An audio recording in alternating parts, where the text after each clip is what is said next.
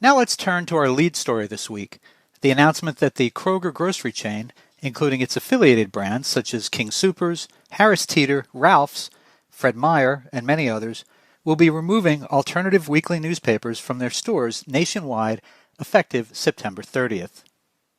In a moment, I'll share my interview with John Weiss, founder of the Colorado Springs Independent, one of many papers, coast to coast, affected by this abrupt policy change.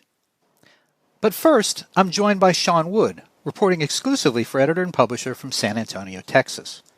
Sean wrote about the Kroger story for this week's E&P online edition. Sean, what's going on between Kroger and the alternative weeklies? Kroger has decided that it will no longer distribute free publications in its stores, and it's made that decision in its markets across the country.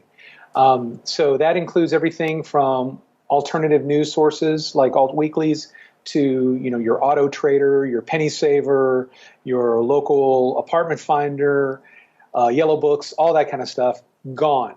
They had a relationship with a company called Distributech, which distributed those publications, and it has ended that relationship.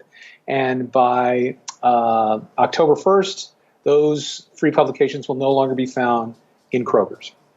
And what's the economic impact on these newspapers? Is it going to hurt them? Can they cope with this? There is a potential economic impact because it affects their circulation. In some markets, it's as small as 10%. In others, it's as high as 25%. Like Cincinnati and Nashville. Cincinnati, which is Kroger's home base, 25% of City Beat, which I'm pretty sure it's City Beat, their circulation comes from Kroger. So they've got to find alternative sources. In talking to the publisher with City Pulse in Lansing, he said essentially, lower circulation means less advertising, which means fewer pages to put local news. I think people are surprised to find out that alt weeklies are even distributed in supermarkets. That it's kind of the antithesis of the old idea of what an alt weekly is. That it would be the thing you'd find in head shops or nightclubs, restaurants, alternative type places. But this is the 21st century, and I guess to get that high traffic, the supermarket is where they want to be. Yeah, location. I heard that several times. It's all about location, and it's about high foot traffic. You've got to go where the eyeballs are going to see it. So, and a lot of these publications, they have racks, and they worked out agreements with places like Kroger to move the distribution inside the store with a company like Distributech. So some of them are like, we got to pull out our racks again. We got to rehab our racks. We got to get those things out. So it just adds another layer of distribution and more really work for them to get their papers out. What do we know from Kroger about why they're doing this? Kroger has been pretty quiet about this. The only statement has come from a spokesperson in their Delta region, which is down around Memphis, who said that Kroger made this decision because so many of the publications' readership has moved online. So customers are not engaging with these publications. However, according to the publishers I spoke with, they're distributing thousands of papers each week at Kroger. So I, left several messages with Crystal Howard, who is their chief spokesperson in Cincinnati. Never returned a single call, never responded to any of my emails. So, I wanted to pose that question to her, but never got the opportunity. So we've given Kroger multiple opportunities to respond, and we certainly would have given them plenty of time and space here. Yes. Yes. Have any of the papers indicated to you that their circulation in the stores was down? None that I spoke with. I spoke with Memphis, I spoke with Colorado Springs, and I spoke with Lansing, and, they all have strong circulation in the Kroger stores. And, is this going to, can they replace the circulation? Can they find other places to go, or are they going to just lose this? I mean, they're working to find replacement locations, trying to work out deals with convenience stores, with maybe other grocery chains, with other nightclubs. But, that's not the real issue. They'll find places to distribute these newspapers. The issue is you're cutting off access to a lot of people who count on these publications, who are looking for it in Kroger. And they're going to go into their Kroger after October 1st, and it's just not going to be there. And it's going to be a surprise to them. And for people who, may not have the transportation means to get, to travel around town to find these things, they're not going to be able to find it. I mean, it was a valuable source of information for people who maybe don't have the budget to subscribe to the daily paper, or who don't have the means to have internet access to get their news online, or, maybe can't travel to the library every day to go look at a newspaper online. So, this was another source of information to people, an independent source that they're going to lose out on. And as we wrap up, were there any particular stories that you heard from the publishers you talked to about individual impacts, or how their situation might be different from city to city? Just that there's a letter writing campaign, which I know you talked to John Weiss about in Colorado Springs. There's a very large public outcry there. In Lansing, the city council passed a resolution urging Kroger to keep the City Pulse in their stores because they publish public notices there. And in Memphis, they've also had a letter writing campaign. People want their independent papers. And so, we'll see. It seems like a corporate decision. Not sure if they can make any difference on the regional or local level. But here's hoping. Absolutely. Well, folks, listen, you can read Sean Wood's entire story online exclusively at editorandpublisher.com. Thanks for joining us today, Sean. Thanks for having me, Bob. And now, here's my interview with Colorado Springs Independent founder John Weiss, who will talk to us about Kroger's action and how it's likely to impact his newspaper and what he and his company are doing about it. John, how did you first learn of the change in the Kroger policy towards weeklies? We heard rumors from some other alternative news weeklies that that Kroger's National was going to no longer allow their papers in.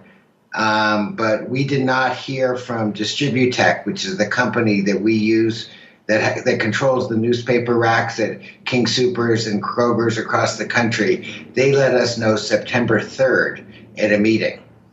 And they're taking the papers out of their stores when? It's at different times. They've already taken some papers out. In Colorado Springs, we're told that our last day is September 30th. Now, one of the things that I found in talking to people about your situation who are not directly involved with alt-weeklies, many people were surprised that so many alt-weeklies around the country are in supermarkets, because to their way of thinking, these papers you find them in nightclubs and restaurants, and of course everyone still thinks that they're in head shops. But this is the 21st century, and it seems that Kroger stores, especially nationwide, have been very important to your distribution. Well, for us, we've been involved in the Kroger stores or King Soopers stores since our launch in 1993. For the first 10 years or so, we had our own racks there, and we moved lots and lots of papers. Then they put us in a free newspaper rack because they wanted to consolidate the space.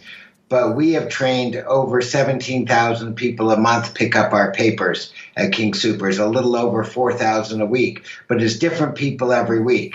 The trick of the alternative newspapers is if you pick up the paper, you're going to read it. If you're not going to read the paper, don't pick it up because it costs us 20 cents to print it. So all our papers get read.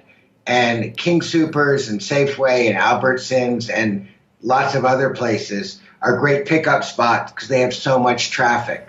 Our rule of thumb, for every 10 people who pass our rack, one person picks it up.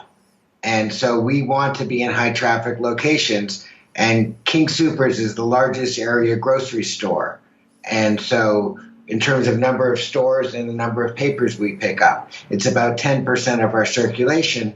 So and one of our frustrations is King Soopers will refuse to return our calls, our emails, our letters. and we're trying to get their attention. And what the local store managers have told us is the only people King Soopers will listen to is their readers. Is their shoppers. Can we change that? So the only thing that they'll listen to is their shoppers. And if enough shoppers say they want to do anything, whether it's to keep this brand of soup or be able to pick up free publications in general or our paper in particular, they'll listen. So we're going to be launching a campaign next on the 18th, asking our readers to ask King Soopers to allow our papers to remain in their store. I saw that I think one of your counterparts elsewhere in the country had asked if their newspaper was a brand of soup, right? Would they drop it if it sold less than other soups, or would they continue to carry it? Well, the answer is sometimes they have a certain amount of space, and we understand space is valuable, but very few products there sell 17,000 or more a month. And their customers want this. So I actually don't think that's a great analogy, because our papers are a customer service for their reader. Our readers pick up the paper, and they're a creature of habit. People pick up, when they go shopping, they'll pick it up, and they know where the rack is, and they've been trained. So they have a certain number of places for soup, a certain number of places for gum. If one gum doesn't sell or one brand of soup doesn't sell, they may get rid of it. But our papers are really popular. They made the assumption that people aren't picking up newspapers anymore. And one thing nice about King Soopers is families. And most of our readers now are in their 30s, 40s, and 50s. They grew up with us. Most of the 20-year-olds read us online, but the people 30s, 40s, 50s, and 60s like a tangible paper. We were the internet before there was an internet. We were a free source of news. People like it. The daily paper, because the daily paper has gotten a lot more expensive, it used to be a dime or a quarter. Now it's $2. And so a lot of people, and not only that, the daily paper's a lot thinner. We find a lot of people like the convenience of a weekly paper. So our readership is strong, and we just want to maintain it. And we think Kroger's and King Soopers has made a mistake. And it's, they have, tens of thousands of products. So we're just saying, they said, we want to hear from customers. If our customers want it, we want to listen to our customers. We'll allow the papers to remain in the store. Well, yeah. John, I want to ask you in a second what your plan to respond to Kroger is going to be. But first, tell me a little bit about what you and your fellow publishers around the country think happened at Kroger that caused this, that brought this about. Here's what we believe happened. A consultant came in. They hired a consulting company to come in and said that they need to reduce the clutter in their stores. And our racks, because that's the agreement we have, because they're so popular, are in fairly good locations. So they've gotten rid of several different types of options. I heard from a daily newspaper, they're no longer allowed to sell subscriptions on the weekends. They used to have tables. But they're trying to clean up their stores. And so they looked at anything they weren't making much money on, and they said, get rid of this, get rid of this, get rid of this. We just think they went too far. And so we're hoping that they will reconsider. Do the weeklies, do you guys pay any kind of a slotting fee to be in the stores? Distributech, which is the national free company, pays King Soopers a space for all the free newspapers. And then they run some real estate publications. And so they put theirs there, and then they sell space in their racks to all the free newspapers. This prevents the local manager deciding which papers to include and which papers not. So you pay a fee? By far the largest locally owned newspaper in the Pikes Peak region. Mm-hmm. And so we're a real newspaper. They have a few other real publications, but most of them are things like Yellow Pages or in Colorado Springs, the Christian Business Directory. But we are a real newspaper. And so does the Colorado Springs Independent pay Distributech a fee to be? Yes, we pay a fee of hundreds of dollars a month to be in King Soopers. Okay. And we also do the same for Safeways. And then are you are the newspapers at the exits, or are they somewhere else in the store? Every store is different. We try to get them as close to, we want to be as highly visible as possible. I'm told that Hershey's Chocolate made their fortune by bribing the store manager to put their candy and only their candy by the checkout counter. And as a result, their sales skyrocketed. So it's location, location, location. And we need high traffic locations. We're at 875 other locations around the Pikes Peak region, but most places move 25 or 50 papers. We're willing to pay for King Soopers because they have such high traffic. And let's talk a little bit about how you're responding and how other alternative weeklies around the country are responding. First of all, you guys are in contact with each other, but we're not able to organize a national response, I guess because this has happened so quickly or because there's so many of you? We are coordinating, but we decided that we need to each do our local campaign, and then we're going to unite. But one of the issues we have is we publish 8 newspapers in our company, so we're all the time on deadline. And so we don't have a lot of time. Elections are coming up. We have a big philanthropic campaign where we raise money for nonprofits, and it's our best of season. So we are really busy. So we've been coordinating. The paper that we're coordinating closest to is Lansing. They got their city council to pass a resolution, and their mayor signed it saying, please, Kroger, please let us back in. And we're going to copy that technique here. We're getting politicians of both parties to do something similar. Every paper does it differently. In Omaha, they're having a petition drive. We are asking people to go either sign a petition or go into the store and just give a coupon, which we're putting in our paper next week, to the customer service desk or talk to the store manager. And we believe we'll have hundreds of people do this. And if Kroger's does not see the light, the importance our papers have in providing an informed community, we think it's really important. And so we think they'll hear from their customers.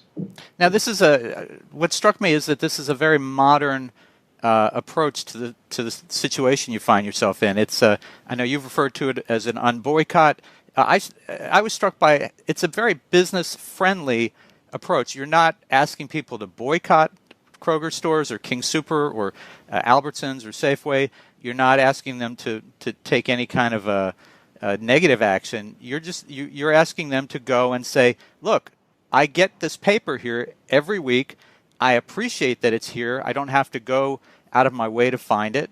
And it's a very business-friendly approach, which I don't think your counterparts 25 or 40 years ago in the alt-weekly business would have ever done. Well, from our point of view, first of all, we like King Soopers. It's for the last 5 years, it's won the best of from our readers poll. And we have 16,000 people have already voted this year, 16,000. So that's a lot of votes. Our readers poll is very popular. It's our best of. Our goal is to communicate with them. We see them as a partnership, and we know people are going to shop at King Soopers. We want to just dialogue with them. Our frustration is they will not return our calls. They will not dialogue with us. We have been told that now that they're taking out all free publications, we have to get the local King Soopers to agree. The local King Soopers, who we've talked to some of the store managers, say they can't do anything until they hear from Kroger's. They need ammunition to be able to take their case. We have a lot of support among King Soopers workers and shoppers, and they know how popular our paper is. They get complaints all the time that our paper's sold out, and we restock them 2 or 3 times a week because such high traffic. So Partly because we buy 2 racks, but the 2 racks, our paper is reasonably big, can only hold 150 papers, and some places we're moving 500, 600 or more papers every week. And one thing it needs to stress is it's different shoppers every week because not everyone picks this up. Our goal is to be sold out of our free paper by Sunday or Saturday. We come out on Wednesdays because we want people to pick it up and plan their weekend. Do you restock other locations or just the supermarkets?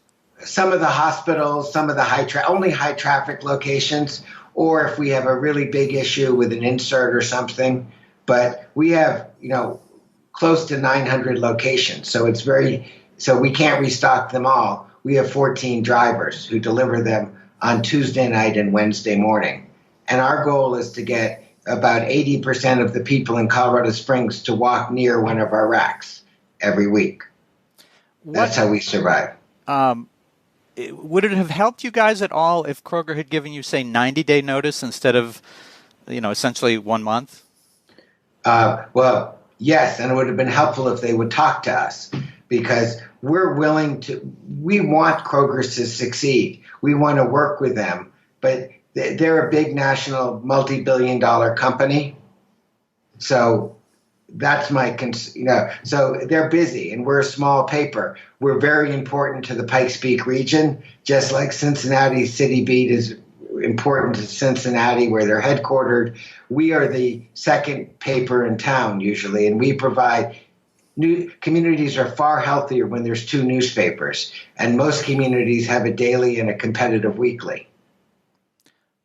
What happens if you can't get back in there? What will you do? We're looking for new locations. We will have to add more. We're not going to cut our circulation. The good news is we've learned that if a place loses, let's say we lose 500 papers at a location, they close or something like that, about half the people or more will pick up the paper somewhere else. So many of our people, we're in many locations, like right by my King Supers is a thrift store. We're at the thrift store, but the people have to be trained to go there. So we'll have to educate people. But we're going to get new locations. Our readership will not go down. Our pickup won't go down. We will get in more locations. It's so much easier for you and for your readers when you're in these high traffic locations, obviously. And for example, we used to be in some Walmarts, but we found King Supers or more pickup because they're higher. Most of our readers are higher income and so we may add, there's other places we can go in. We're doing this on the principle of the thing. We also want to get back in King Supers because we'll get most of the readers back in, but some of the readers may decide, not pick us up as often. And so our goal is we write our newspaper to be read. Of course. And one of the things you're doing is devoting your September 18th cover story to this and editorial. Do you want to talk a little bit about that decision? Yeah, so thank you for asking. We're writing an editorial about why King Supers kicked us out or is planning on kicking us out. It's going to be in the King Supers on the 18th and around the areas. We're going to let people know where else it is. And we're asking people to contact King Supers. Either sign our petition, drop a coupon off at the King Supers, or talk to a store employee. And we believe if they can't see the light, they'll feel the heat from their customers. And we anticipate they'll contact us. But they refused. They're just too busy. This is a decision that was made, I don't know how long ago, but we found out about it September 3rd. And so it's the only way we can communicate with them. And we're calling it an unboycott because we're not asking people not to shop at King Supers. We're saying, if you're going to be shopping at King Supers, let us know. We did this one time before in 1999, I believe, when they asked us, when 3 people complained about some ads in our paper. And we had people reach out to them, and they wouldn't talk to us then until we had our readers reach out, and then they called us and let us back in. John, if Kroger does not come around on this, it sounds like you are determined to not have this impact your business, your model, your circulation, and your advertising. Is that pretty much the way you're looking at it? It's a blow. We've had blows before, from one of our largest advertisers went out of business. We've had blows before when we had printing problems. This is just a blip. It won't impact us because most of the King Super shoppers will pick us up at other places. We're at Safeways. We're at some natural grocers. We're at some other markets. So most people will see some of our other racks and pick it up. We want to stay in King Supers because we've had a 27-year relationship with them. And, more than 750,000 people pick up a paper. 17,000 times 12. More than 200,000 people a year pick up our papers there. But we print out, it's 10% of our circulation. It's important. We think they'll change their mind. If not, we'll move forward. The people will still want to read the paper. They just will have more difficulty finding it. But we're everywhere. Some of the smaller papers will be harder hit, and some of the papers that have, there's a couple of papers that have 20% of their circulation in King Supers, probably because King Supers is even bigger in their markets. And so we really want to reach out to them. And hopefully they'll hopefully our readers will respond. And if our readers respond, then King Supers will listen. Our goal is to make this a win-win. And we're happy to let other real publications in. Things that are real shoppers, we're neutral about. But this is a public service. And in this day and age of media consolidation, and, we need local news. And it's hard, unless, our trick is that readers like the paper and advertisers like the readers. So the more readers we have, the more the ads work. So we are going to increase our circulation. We're in a fast-growing Western city, so there's lots of places, but we may have to replace the 14 Krogers or King Supers with 40 or 50 other places, but we can do that. So our circulation and our readership will not suffer. We'll just have to invest a little bit and work harder. All right. John Weiss, founder and chairman of the Colorado Springs Independent, thank you for joining us on the E&P Audio podcast. My pleasure. Thank you for your time, Bob. Thank you, John. And remember, you can read Sean Wood's exclusive story at editorandpublisher.com. Thanks so much for joining us on this initial E&P Reports podcast, and I hope you'll join us again next week and every week. Bye for now. This is E&P Audio, a service of Editor and Publisher Magazine. Since 1884, the authoritative voice of news publishing.